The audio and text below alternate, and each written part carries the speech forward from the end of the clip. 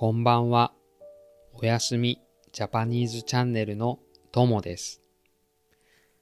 このチャンネルでは優しい日本語と静かなナレーションで日本の昔話や世界の童話、日常の風景をお届けしています。聞き流しにもぴったりなので、日本語を学んでいる方や夜にリラックスしたい方によく見ていただいています。字幕設定をオンにしてご自身のペースでお楽しみください。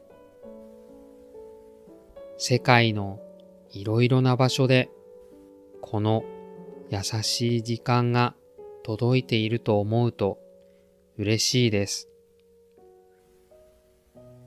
これまで見てくださっている皆さん、いつも本当にありがとうございます。皆さんからのコメントや応援がこのチャンネルの力になっています。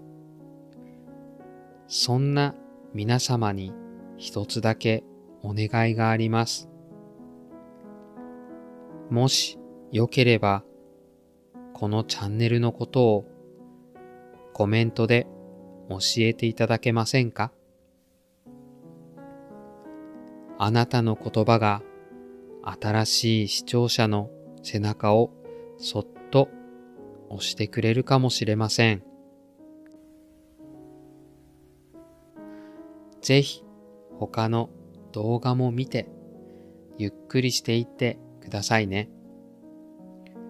それでは次の動画でお会いしましょう。おやすみジャパニーズチャンネルでした。おやすみなさい。いい夢を。